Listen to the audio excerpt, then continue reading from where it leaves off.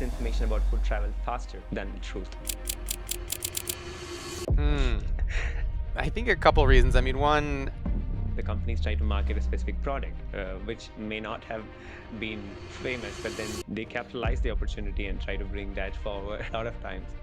exactly. And that's why some of these influencers are making tons of money. One of the biggest kind of meat influencers online, right, has made, I think, millions on his supplement. I'm still worried about the future generation, or at least upcoming generations, who are much more vulnerable than us, because for them, they are part of the internet, or they've been living with the internet from the time they're born to when they're growing up. There's a lot of misinformation, or people like talking about what is right from their perspective without credentials. That younger generations are going to quickly learn to become and adapt to become much more skeptical and discerning about online because of the Any specific project where you are trying to work with the government in terms of moving the policies around it, or do you think it's coming, or do you have something in mind, or in the past you've worked which actually has helped bring up any change in the policies? the This is very hard to believe, right? Because people, after a lot of facts and everything is available, the amount of priority which people give for car, let's say you don't go and fill a low quality gas in your vehicle, but you would fill the same in your body. So one food myth you wish would disappear forever. So any advice for the young generation today who wants to be in the field of advocacy and activism? it was If you made it this far, you're clearly into deep, meaningful conversations around health, lifestyle, and the science behind how we live. 60% of people who watch these episodes haven't subscribed yet. If you enjoy these insights, my humble request is to please consider hitting that subscribe button. It will help us bring much more curious minds, expert voices, and keep the show going. Thank you.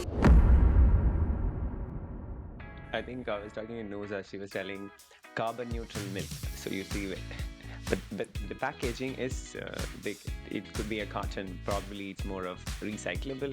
That's the kind of the beef associations in the U.S. has a training program for activists called the Masters of Beef Advocacy. So you can get an MBA. Have introduced things like labeling bans and bills where you can't call plant-based milk. Opposition actors are using that are working to influence the culture and the political environment where that decision is going to be made. you're saying. I mean, at least you're trying to push more. um Probably, the working group to actually push legislations or talk more about how do we not restrict this kind of I know restrictions to say, okay, plant-based meat as meat, or milk as milk. That's more going to be dangerous from a consumer standpoint, in terms of trying to marginalize the plant-based and not consider. So it's going to impact. I think I saw the recent signature petition to actually have oat as the default in Starbucks. I saw that, which is good. And then I think McDonald's also has started a plant-based McCharlie's, so it is kind of bit of change. But again, when you compare to what is, again, there is a discussion about processed versus ultra processed and all all that coming into. That's also a concern. It's a very difficult situation to be in terms of if the government is not trying to actually support, but if they have a climate mandate to reach, I don't think so. It's more of a contradictory policies, or they're trying to apply to one side, stop using such names, or probably not help the alternative products to come in, but then you have a climate goal to reach, but it's not going to help. Yeah.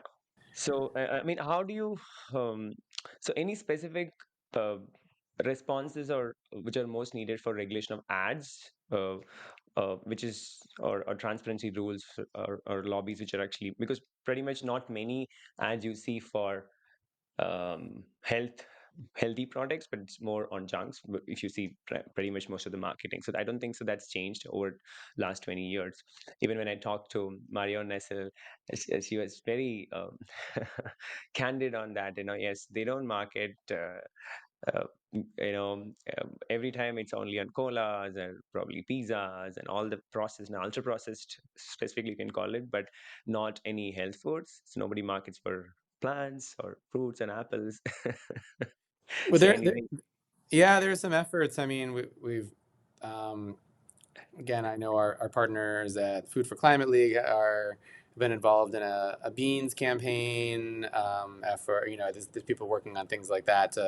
Um, some other folks, I remember at Tilt, asked this other organization, right, asking why are beans on the bottom shelf, right? So in these very unattractive packaging, for example. So there are things we can do to level the playing field even in the retail landscape, right? It doesn't have to be all like regulation. There's a lot of it's a tough environment, but where people are making those purchasing decisions in the stores is one option. There's also the other landscape is the kind of procurement, what people would call larger these procurement or institutional procurement scenarios where, right, you're at a university cafeteria. What are the options? There's a large percentage of food that is purchased and consumed in these environments. So um, if some of the most attractive dishes on the menu or on the buffet line are full of delicious, beautiful looking plant-rich foods, then you go for them and you increase and you're not forcing, you're not removing people's other options, you're not telling you're not challenging them, but you're making more compelling options available. So that's a piece of that's one way where we've seen success, I think, from partners and colleagues who are helping to make some of those shifts without dealing directly with. And so there is also, of course, regulation involved when you're talking about school meals. Yep. But there are these small changes that can make huge differences, of course, right? And these kind of and not necessarily making things, again, not completely removing people's options or choice, because we've seen those culture wars play out, right, where it just becomes too much Yeah. fodder for, they're taking away your blank, right? They're taking away your car, Choice. your whatever. Yeah, True. I and think that can school backfire. lunches are a good way to, at least, it starts small, but the impact is huge from a childhood standpoint. Even, it over, like California has started, but I think when I looked at the report while they signed, but I think it comes to effect in 2037, which is like, I think Marion has written a list of when actually it gets effect, but I saw, okay, wow, it doesn't seem like we're signing anything now. Yeah, many of these policy processes are years in the making, or once they're, or many years before they're implemented, That's sadly. But sadly, yeah, that's true. why I think culture change, that's why I think there's so much promise in culture change and the demand side work when possible, right? I think policy matters a great deal because you can't do either. You can't only do policy change, and you can't only do uh, culture Not shaping, change. culture change work, and shifting preferences. And yeah, so It should be both. I think they go hand in yeah, it hand. has Yeah. to be. It has to be. I mean, there's no order, but I think it has to be done together. So that way, there is a constant effort here. But I mean, this is very hard to believe, right? Because people, after a lot of facts and everything is available, the amount of uh, um, priority which people give for car, let's say you don't go and uh, fill a low quality gas in your vehicle, but you would feel the same in your body. That's true. Yeah, that's true. And I guess it goes back to that some of the question of, yeah, well, it doesn't really answer the motivations question. Yeah, why would you? Yeah, Yeah, in one context, price matters more than another context where health, well-being, or quality. So yeah, we see, for example, in the organic put, when organic became an option, people were highly willing to pay for it, not because of the environmental benefits necessary, not because it was for planetary reasons, right? But for Their own health, yeah. children's health primarily, right? Mm. So yeah, but Yes, they were yes. usually they were often, some organic products like can be at a very high price point depending on what it is. Mm. True. I mean, if we go back to 20 years back or even earlier in terms of the way the harvest has happened, it was organic at home or even at the small family farms, whatever we're doing. I don't think so. Not much of pesticide were used, but it should be actually if you grow the same way how it was grown earlier, it should be much cheaper. But then because of all the way in which we have actually growing today, we have to have a lot of pesticides involved to or reduce the amount of herbicides and try to bring it to the quality what people want. It takes a lot of effort and price. So yeah, I think it's a contradictory change from organic should be cheaper, but it is high priced today. Yeah, and I think there's I mean, this gets at some of the shifts we're seeing that I think are opportunities are, that we're seeing with Maha movement, for example, the Make America Healthy again, where is this, which is easy for some to kind of ignore or write off, but there's like a huge desire for people to consider what what's going to their body, what role is big ag or big pharma or big government or big corporate blank playing in right, and so maybe some of the pushes towards natural or whole end up in the wrong place from the context, in the or not wrong, I shouldn't say, but for some people that leads you down to thinking that what they don't realize is a highly processed animal product, but seems like a simple animal meat product is better. But I think the roots of the desire there, and like the popular, they're the seeds of massive cultural change that kind of big ag and big food is starting to have to contend with in terms of how they're including the ultra processed movement, right, is starting, or dialogue is starting to force some types of change that are going to happen faster than policy change because Yeah, people are demanding and are you see vocal that about it. Maha is having an impact. Do you see that, or it's a different views from different people?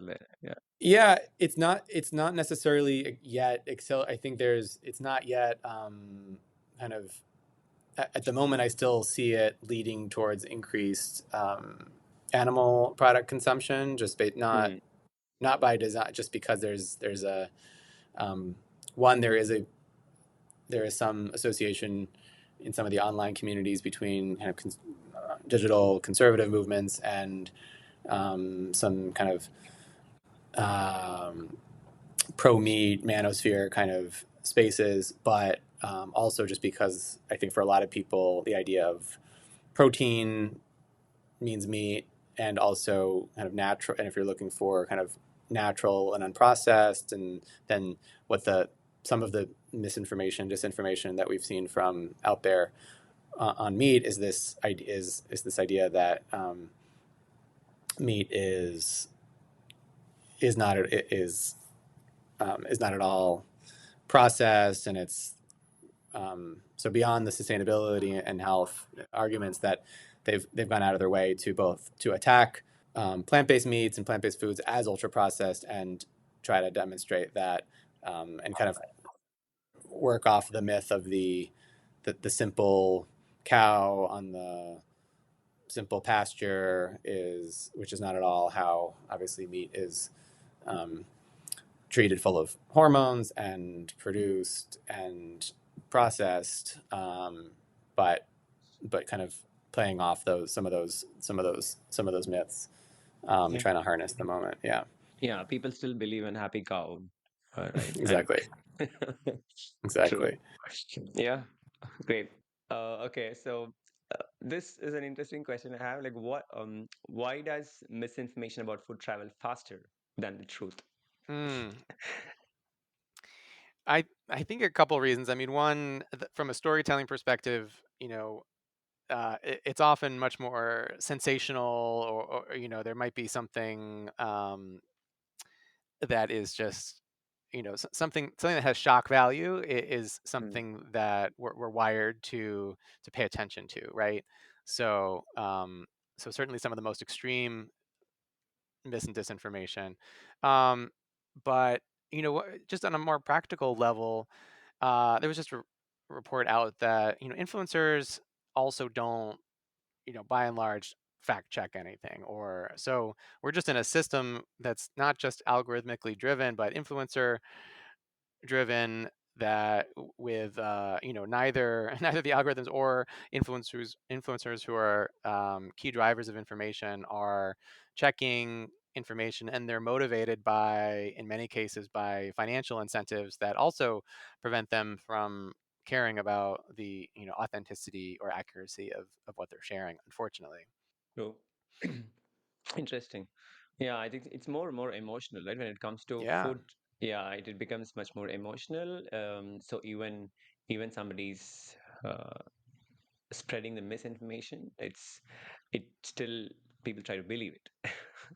Yes, exactly. and Yeah, and I think a lot of personas, which also is important, right? They carry MD or more, talk as more of a practitioner of medicine, so then it makes much more credibility, or they tie up with somebody who is more prominent person in the medical field, so that's also adds to that belief. exactly. Yeah, using these kind of borrowed credentials, to, to to to validate. I mean, there's a lot of, right. We could have a long conversation about how the influencer Mm. ecosystem works and how we respond to it, but I Right. think also some of the content um, is just a lot of the most effective false and misleading content. Um, validates or leans into previously held beliefs, so, or things that it kind of builds upon something that at the root is something we already maybe know or care about. So it's something that it's like yeah, again, that reinforces something that we were already Right. or already exposed to. um, So any specific or biggest food fights or online sorry, I should which are say, just going back to your last one, sorry, a lot of it's not just as previously held beliefs, but it's also it capitalizes on, to your point, these emotions of fear, or kind yeah of these biggest kind of emotional drivers that we have. So if you're already, we could pick an example, right? But worried it's about, yes. you're already worried about your protein intake, to use the flavor of the day, right? You're already there's communities who are already worried about, and this is where there's opportunities for, and I'm not suggesting pushing misinformation by any stretch, but there are already lots of people concerned about the use of antibiotics in the food system, or the um, corporate control of a small group of companies, a small handful of companies, in our politics and our food and our medicine. And well, so if you're already thinking about that, then you receive some information that that shines a light that says, "Oh, did you see? There's so much of this in your food, or your antibiotics in your beef or chicken." Then that's that's um, that's not misinformation, but that's also primed to move, right? Mm. Yeah, I think even products, right, which based on the misinformation or probably the belief system, even the companies try to market a specific product, which may not have been uh, famous, but then they capitalize the opportunity and try to bring that forward a lot of times. Yeah, Yeah. exactly. And that's why some of these influencers are making tons of money. So like the Liver King, who is one of the biggest kind of meat influencers online, right, has made, I think, millions on Yeah. his supplement business. So, he has a captive audience, but he's also motivated to, he's capitalizing on the fact that people are desperate, men in particular are desperately trying to figure out how to improve their physique and achieve a certain masculine stereotype. And he's selling an answer to that, right? And, there's a lot more psychology Mm. to it, but he's selling. And not just the information, but if a pill that I could take, a supplemental pill that I could take, it would solve all my problems. Yeah. It's not, it's an old tactic, right? It's the snake oil salesperson from pre-internet days. It's the same strategies that still work because we're vulnerable humans with the same sets of emotions and drivers. So I'm still worried. I know it's dangerous. I'm still worried about the future generation, or at least upcoming generations, who are much more vulnerable than us, because for them, they are part of the internet, or who they've been living with internet from the time they're born to when they're growing up. So there's a lot of misinformation, or people like them talking about what is right from their perspective without credentials, is actually can hmm lead to a lot of anxiety and wrong use of oh yeah. medicines or food or whatever products. So that's very dangerous. I think we are getting into somewhere. I feel that's also one more area of concern. Yeah, I'm very concerned and also hopeful that the pendulum will swing, that because there are so many, um, that younger generations are going to quickly learn to become and adapt to become much more skeptical and discerning Mm. about online because of the, even beyond the food system, some of the kinds of online scams, harassment, threats that Yeah. can emerge, that that we're almost being forced due to the severity of some of those threats.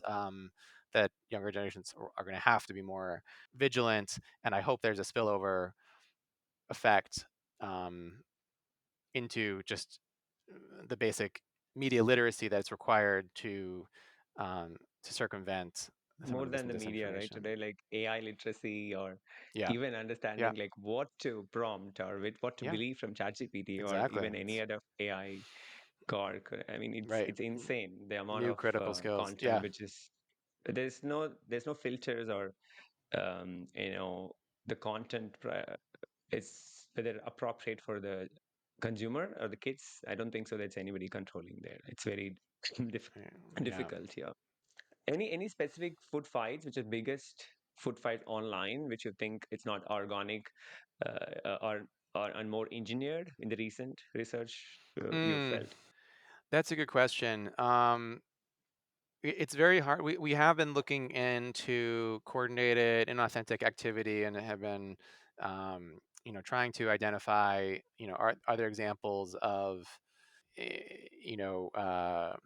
bots moving certain messages, and there is evidence of, also increasing evidence of AI, and generated content in these discourses, but it's increasingly hard. It's because of the decades of groundwork within food. So unlike in certain area, unlike, for example, in a policy fight to around wind turbines and windmills, there's been evidence of strong industry efforts to orchestrate local backlash to wind, to the approval of putting in wind energy. And those have been not easy, but more researchers have been able to successfully identify, okay, here's how these messages have been introduced by certain think tanks and certain PR firms and moved and targeted towards certain people, certain communities, to then generate a certain outcome. Again, opposition towards wind energy, to manufacture that, right? Essentially. And which I think is your question, versus, where we know it was Food, not actually, right? organic. On yeah, but specifically on food fights, Yeah. anything biggest Well, fight which actually is more engineered, right? Not an organically, it started. It's more planned and uh, yeah, well, eating that's where I'm saying it's harder because food. plant protein, or I, probably alternative food I think it's hard to. campaigns. There have been some, yes, there has been like some specific targets on, plant-based meats, and Yeah, starting that goes kind of cross-platform, from a Super Bowl ad, essentially telling people to question the, if you can't recognize the ingredients, if you can't yeah. spell the ingredients, then you can't, you shouldn't be purchasing it. Or if you can't, so uh, there have been some direct attacks on plant-based foods, plant-based meats, plant-based dairy. I won't reiterate all of them for fear of reinforcing them, but one of the challenges with the food space is there's also just people already have so something like wind might be a new idea but with food there's people have been talking about food and thinking about food for decades, and industry mythologizing has also been at play. So sometimes it's hard to separate the two, where Mm, because we know from various intelligence that the industry has also been working on meat industry has also been working prior to the digital era on ensuring that people mentally associate protein as a macronutrient with animals and mm, chicken or beef, not lentils and tofu, right? But to specifically make a mental association. So that has been successfully drawn out in entertainment and culture and other parts of society. So then it becomes very hard at times to. So yes, the industry has also then provided developed some digital campaigns, digital influencer campaigns, um, and we see that around certain key moments like the COP30 climate talks in Brazil. We just saw evidence of some very strong kind of efforts to manufacture dialogue and do right. paid influencer campaigns to ensure that people have a positive association with animal agriculture, and that cultural perception spills into political decision making. But it's often very hard to find that to draw the boundaries of what Mm, has been our because they're porous and they sit on top of each other. You have an organic foundation of perception that people bring. And people have been thinking about meat and dairy as protein for generations. So trying to introduce that, hey, here's some and we haven't had the marketing power. The lentils or the chickpeas haven't had the same marketing budgets behind them as taxpayer supported egg or meat or milk campaigns, right? If you made it this far, you're clearly into deep, meaningful conversations around health, lifestyle, and the science behind how we. 60% of people who watch these episodes haven't subscribed yet.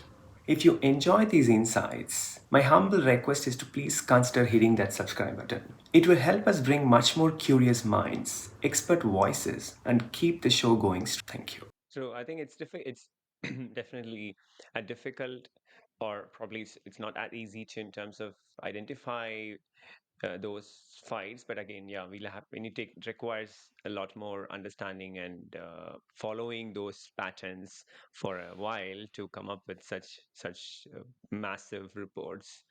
It takes a lot of pre-bunking and debunking. True. Um, I mean, one more question I have is why is everyone confused about what's healthy, right? Again, it's also Mm. by accident, or it's you think by design, or it's also designed to make people in that confused state. I know we discuss about the anxiety and people are Mm. emotional, right? But do you think, I think this is not, I don't think so. 20 years, 10, 15 years back, people were so confused about what's healthy, what's not. I don't think so. There's not much of maybe what do you think? I don't know. I think I, I mean, first of all, I think nutrition science is constantly changing. So I don't think we had the information then that we do now about a lot of things. Mhm. But food trends change rapidly. So I guess I think back towards people weren't.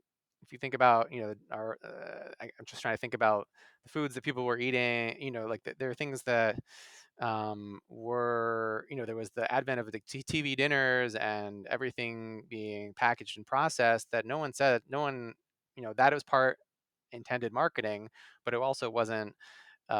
People also thought that was healthy. So Yeah. right, or weren't concerned about weren't thinking this is unhealthy. Otherwise, you wouldn't have had as many. It wouldn't have been normalized in the same way, right? So there are always people who are going to choose regardless of what's healthy, choose what's delicious, and what we make decisions all the time about things that are not consistent with our health. I think the part about what's orchestrated is um, profit driven entities who are much more concerned with selling you the product than you making a healthy decision for yourself, right? So what we need to keep doing is demonstrating the demand for products that are healthy and consistent with guidance and nutritional guidance and guidelines, so that it then becomes in the self-interest of food producers and retailers to be pushing the products that are actually healthy and what people perceive to be healthy, um, at the same time. True. I think it's what I can think of is also the generation change. I don't think so. We've had access to so much of information earlier, and yeah, as you said, that whatever was marketed, even though was not healthy, but probably no questions asked. Maybe because the information is available about the research, and probably there's too much of information is available, is also making people more confused, and then keeping them always in an anxious state of, okay, what's healthy, what's not, whether I'm eating right. Today I had my calories, or did I had much protein? So there is always a constant question for everybody today, and yeah, maybe it's the time and the information easily available for them to access, right? That's also one more. Yeah, and maybe that's an opportunity that it's easier than ever to access information. But again, we need to ensure that the environment in which, that we need to make sure the bots are being trained on accurate Right. studies and information, not just misleading or Mm, industry funded research. Or so I think there's a competition for what truth is online, obviously. But I do think we can change, over history, over time, we have successfully changed definitions of what we think is acceptable or healthy, right? There was a time right. when people were smoking under the belief or guise that this was healthy for them, right? Right up until they were having children, for example, right? And, until Even drinking going for them, yeah. and drinking, Yeah. exactly. And Yeah. so people are better informed about alcohol, I would argue now, right? And still make choices knowing that may not be the healthiest thing, but Yes. they're, yeah. Mm. Yeah, but it's also a societal. Some of them could be more of consumer making a choice, but some of them, it's not only to blame the consumers, it's also to the government, the policies, and also the corporates to more of making that narrative so that the consumers believe that, they fall for that because the marketing is so heavy, so that they believe those whatever is showing is healthy. Yeah, I think you made an interesting point when you say AI bots are doing. So there's a lot of today. I think the focus also. I think there's a lot of opportunity for people to focus on putting regulations on these bots and AI to make sure that it's also not spreading what is not right, probably from an unethical or greenwashed information. So, do you think that's also an area to be looked at from a technology companies to start bringing bots which are not doing unethical or just spread narratives which are not right? So maybe a regulation there. It's important.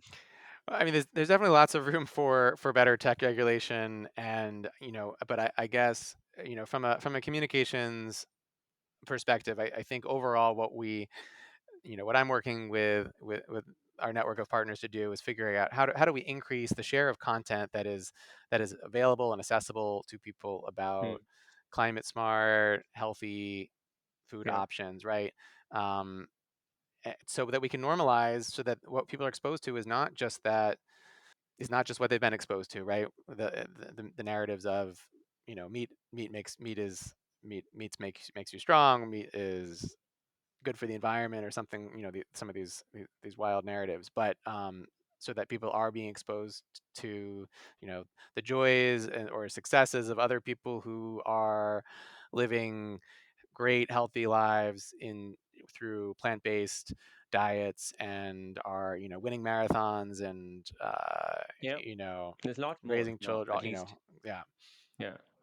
At least the marketing or even the uh, news coverage is there to actually showcase a lot of vegan athletes who are winning. At least there's a lot more. Maybe it's just that because, yeah, I'm vegan and I'm being showed those content through the algorithm, or for is it sure, shown to yeah, everyone? yeah. So and yeah, and I think our goal is making sure it's not just going to that only vegans us. aren't getting, we've Yeah, seen that vegans do operate in a bit of a silo online, right? The goal is, because we all operate in our tribes and whatnot. So the how do we ensure that um, folks who are just how do we help people who are omnivores see what it means to increase the amount of True. plants in their diet and decrease. So even if they don't eliminate, that's okay. We just have a massive overconsumption.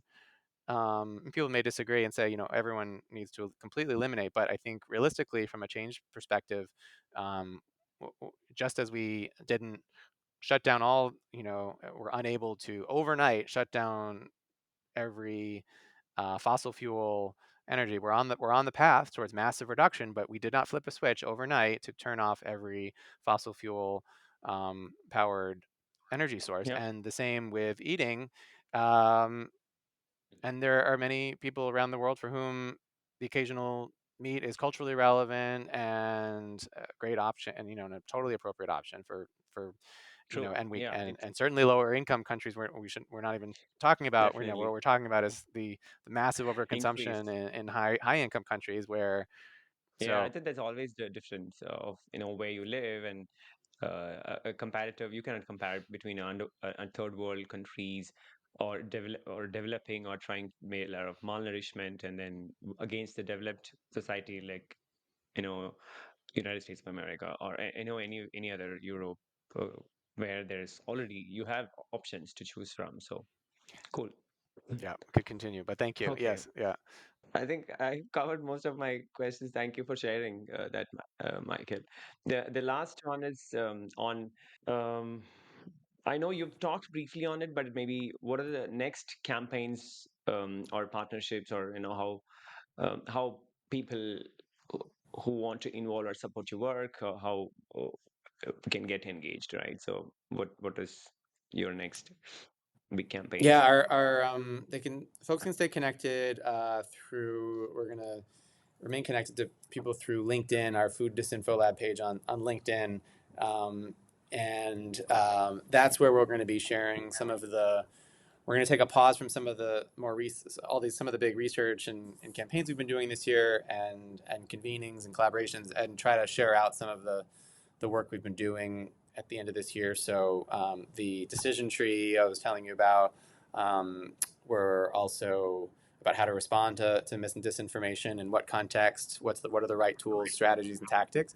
And I'm also excited. We're working with some other colleagues to produce a 6 flavors of food disinfo resource, and that it may end up being 7 or 5, but right now 6 flavors of food disinfo, which will help people navigate, individuals as well as organizations, the different types of food disinfo that's out there. So whether that's efforts to undermine and discredit science, or directly attack plant-based foods, or simply just health and wellness misinformation, that's more, that maybe even some of which might be organic rather than coordinated, for example. What are those different types that are out there? How do we make, how do you help categorize them and make sense of them, and know what to do when you encounter those different types? So I'm excited about helping to get that out there and just continue to support with these different different types of resources and opportunities for the movement. Thank you. Yeah, that's so. Any skill gap or talent you see in this field, and what kind of people should enter the space? Any suggestions on that? Yeah. Um, I mean, the one of the newest skills that I think is particularly niche and specialized, and not something that every organization can afford, unfortunately, is the kind of digital media data analyst that can use some of these fairly expensive and specialized tools to do digital media monitoring. And they're not. It's not like a point and shoot camera right now. It's still kind of like your advanced digital SLR, kind of expensive pro camera, where you need to understand what you're looking for, and you need to figure out how to do these search strings and queries and spend some time with it. Very different than, say, setting up your Google alerts or doing brand monitoring. If you're just monitoring your own organization's mentions and brand, and how are people talking about your brand, but to do that narrative to that kind of sector level or ecosystem wide analysis that helps uncover the next ultra processed or the next kind of major trend that's going to impact the entire an entire movement or ecosystem. We need more people with those skills and the resources to make sure kind of some of those monitoring and intelligence units are in place, and we spin them up collectively. We're part of the Climate Action Against Disinformation Coalition called CAD, and so there are, for example, those sorts of little, I don't know, situation rooms are set up around COP to figure out, like right now at the climate conferences, what are big industry actors saying or how are they trying to influence the dialogue in specific policy moments or key moments. And so that's the kind of stuff we need happening with the analysts and researchers. And right now it's kind of a very small, bespoke community that I hope becomes, that we aim to help bring more of to the plant-based foods space. Got it. Thank you. I think it's digital media data analyst. That's a interesting role to look at. Cool. So, any advice for the young generation today who wants to be in the field of advocacy and activism, or especially advocacy as I mean, to today with a lot of AI coming in, people want there is a debate about whether going to college is important or not, or getting a degree. So, I think since you have done both and got into, I mean, you've done uh, um, law and then got into the advocacy. So any quick suggestion or advice for the young Gen Z who want to get into Yeah, this? it's such a rapidly changing space. World, I guess. I guess I'm an look, we area need more think. people. Yeah, we need more people in the food systems space. I think it's dramatically underfunded and underrepresented for the amount of impact that it has on climate. So, we talk about methane as like an emergency brake for the Right. planet, which comes primarily from, right, agriculture or food systems. So there's like a fast track for young people who are interested in having a bigger impact faster on climate, right? We need more people in food systems transformation. It was another crazy or another statistic of how only 3% of all the media coverage on climate is focused Yeah. on Very food sad. systems, right? And so I think that's kind of emblematic of that feels right compared to how I see also the sometimes the lack of attention on food systems change. So I see it as one of the next big battlefields. I think the young generations have been essential to challenging the dominance of oil and gas and the social license of oil and gas to operate as they have for many years, and with the outsized impacts on people and the planet. And I think we're going to see the same for industrial food and ag companies. So I hope more young people will join us. Yes. I hope this message reaches, and I think there's a lot more people are interested today in terms of at least giving back to society and um, trying to build more sustainable products for the environment. Thank you, Michael. I think it is wonderful to get your perspective and knowledge and what you're doing. It's an interesting space to be. I think not many are trying to have technology and advocacy. Uh, you know, bring that synergy together and see how do we, and especially with the kind of digital space we are in, and the and the content overload. So there's a lot of disinfo we have to do, or bust the myths around a lot of information which is actually which is legit versus which is not.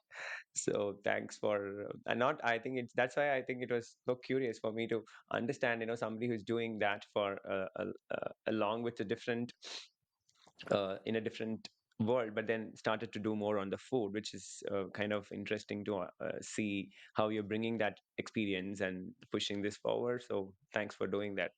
I think my last segment is more of busting a lot of myths, but I think it's a quick rapid fire, and I have Okay. few questions and few some of the personal questions too. So let me start with my first.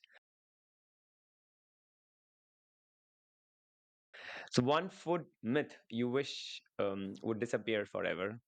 Oh, and, well, the, this is not entirely serious, but when I was a child, I was told that carob tasted just like chocolate, and so it's like a health food store alternative. So I hope that disappears from young people's lives, and that they get to experience chocolate, not carob.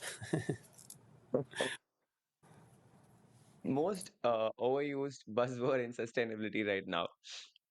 Oh, regen has to be regenerative ag. It's a real. We can go down a long rabbit hole on that conversation, but it's really used as a. It's increasingly, while there are truly regenerative efforts, it's not all greenwashing, but it is especially being used as a greenwashing tactic when it comes to Yeah, some like livestock spaces. Yeah, yeah, a lot of ethical washing too there. exactly. If misinformation were a dish, what would it be called? um, Sweet bread, Yeah, not the at least. Yeah, it took me a while to understand it was a like a pancreas or liver, or I'm not sure what the organ is, the animal organ is. That's but definitely not not what it sounds like, not what it looks like. yeah. I think we should add also a carbon neutral Yeah, to exactly. Right. yeah. The strangest food claim you've ever come across while researching. Hmm. I'll have to think about that one, but I the someone was just saying that they actually did find there was like we were joking that maybe there's like a high protein water after they've done high protein cold foam. Maybe Oh yeah. there's high protein water. There's always like gluten free water, of course, things like that, which is always hilarious to me. But then someone said, no, I just saw a high protein, essentially water flavoring food. So yeah, there's no end to the creativity when there's a food trend Wow. Uh, play. Yeah. Even gluten free has taken a wild turn the last 10 years or 5 6 years. At least it's even more now. Everything they call it gluten free now. I don't understand why do you have to rip gluten in everything? Right. It makes you wonder. It makes you have to pause and wonder, why was there even a consideration of, was there otherwise gluten in this? Were Yeah, they otherwise putting gluten in water? No. interesting. A label term that instantly makes you suspicious. Well, regen at the Regen, yeah. moment, yeah, that hits multiple, and it's confusing. It's really confusing for people right now. It's being thrown out. There's no, there's efforts to standardize what it means, but it's being used and labeled faster than people understand what it Yeah. is, or even in what contexts it's positive. Nobody questions these days, so it's just that they just start playing with that. Yeah, a nutritionist is another funny term where I think there's essentially no anyone who cares about nutrition is a nutritionist. Obviously, there are some other specializations in actual, but when you just say a nutritionist, that's not a license. Yeah. Everything. I think this joke was there discussed right, even in climate week. Every gym trainer has okay. One word people should start associating with real food transparency. Yes. With transparency, you said. With real food transparency, food. What word should people associate with real food Yeah, trans? yeah. I'll have to think about that one. Okay. Um, I think What okay. do you I have? think I'm Do you asking have? a tough one. What's that? I think real food transparency. So maybe um, one word people should. I think it's more of. I think it's more probably the company. I would say if more the company should start. One word is I think the brand or the company you think if it's If Mm, I have to buy food from or a transparent, okay, I can say, okay, this company is more ethical or sustainable. So if you assess it to a brand, maybe I mean, that's what I'm thinking. yeah, interesting. Like, what would be a hmm. Something of that. Okay. Yeah, it's an interesting. I mean, it'll be interesting to see how far, how much scrutiny. I think what people, what people are looking for on the label, change is increasingly changing. Yeah, Yeah. so it's like the standard of transparency is also the question of like, well, are you concerned about seed oils, or you're not concerned, or you're concerned about guar gum, or you're concerned about stabilizer. What's the, this is, I think, part of the, you can end up with so many labels now on the food trends also change, right? It would be, yeah. Anyway, there's the sourcing, the labor practices, the environmental practices, the food quality practices. There are many levels of standards that are important, but I've True. seen certain plant-based food products that have, like 12 logos of things that it doesn't include, no GMO, no test, Yeah. no. We some of the even shampoos I think I've seen they mentioned that we've said no to 15 different uh, Right. carcinogens or probably products which actually is doesn't is create an environmental hazard. So they mentioned that, or I've seen such brands where they're calling it out, but again, and even I think I don't know whether you've seen this Blue Land, which gives you the dishwash pods, which is Yes. non-plastic. There are interesting inventions these days which has come where at least they're trying to think about environment because today plastic is also there everywhere. Microplastics is leaching across all the domains. So there's a constant effort in terms of reducing the usage.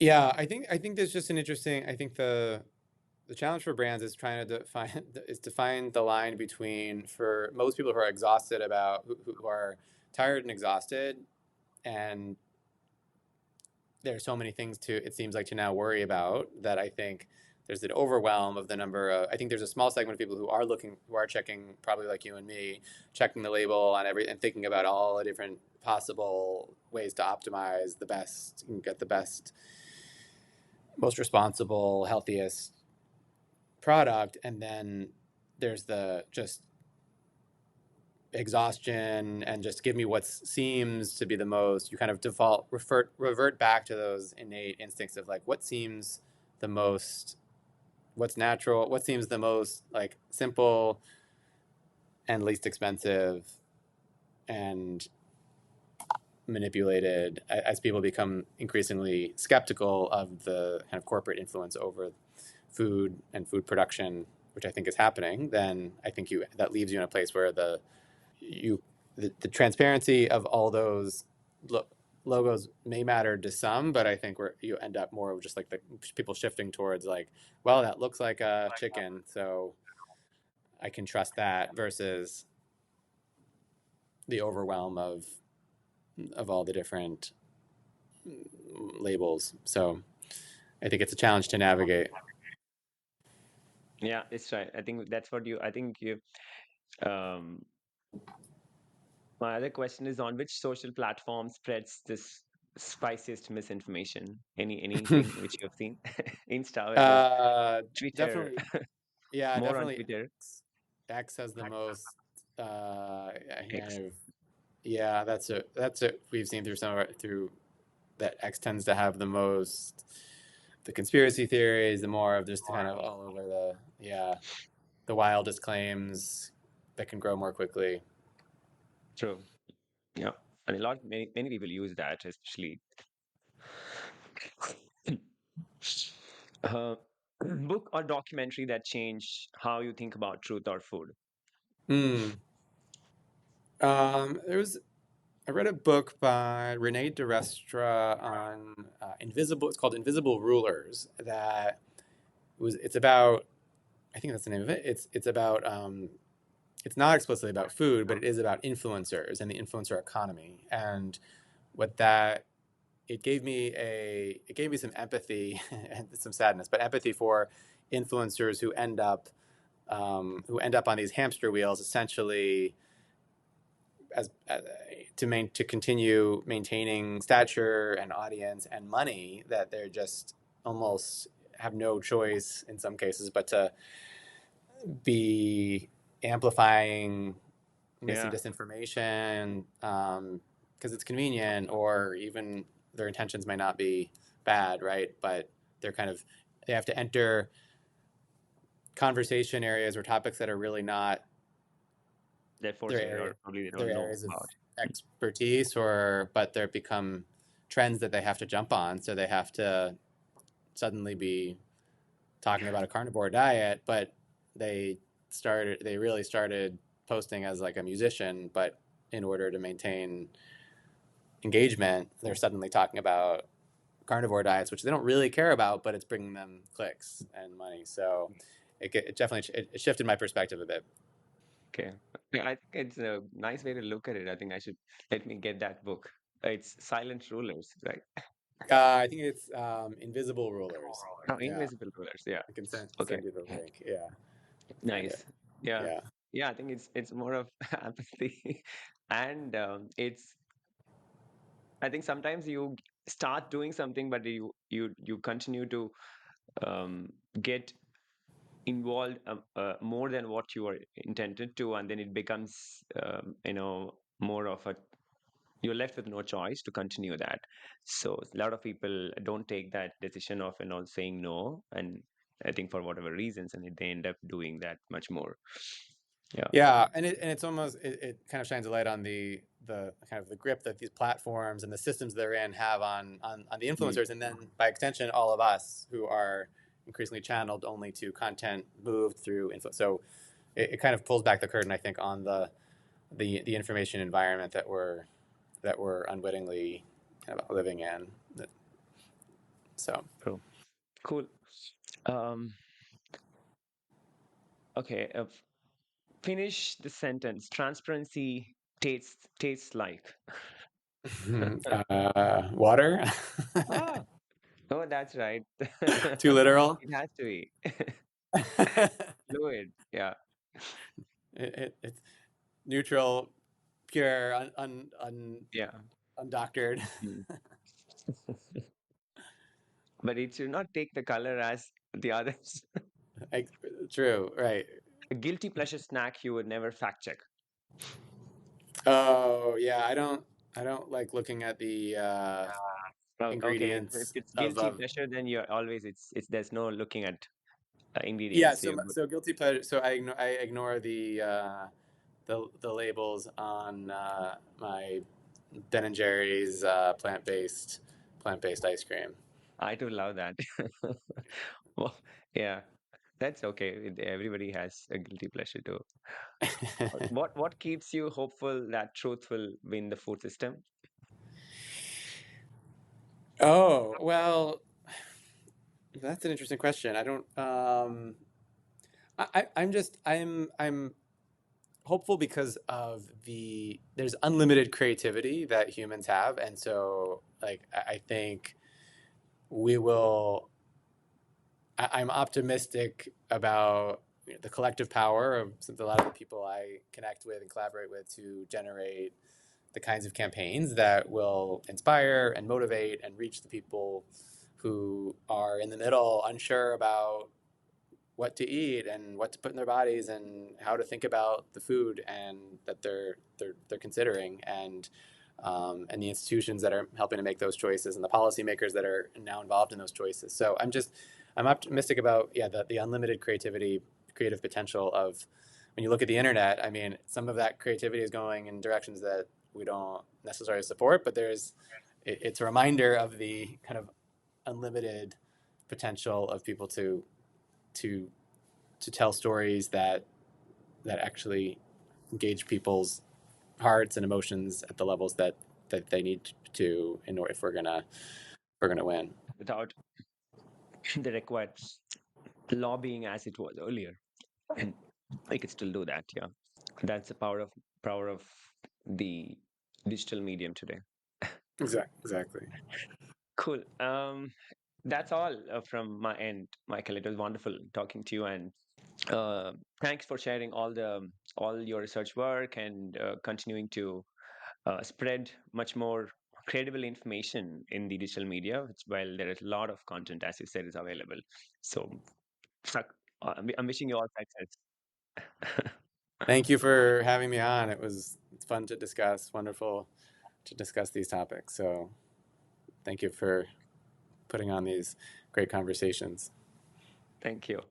And thank you for joining me, and have a wonderful rest of the day. If you like this conversation, please hit the like, share, and the subscribe button to get the latest updates from my show Cafe Log with Naga. Thank you so much.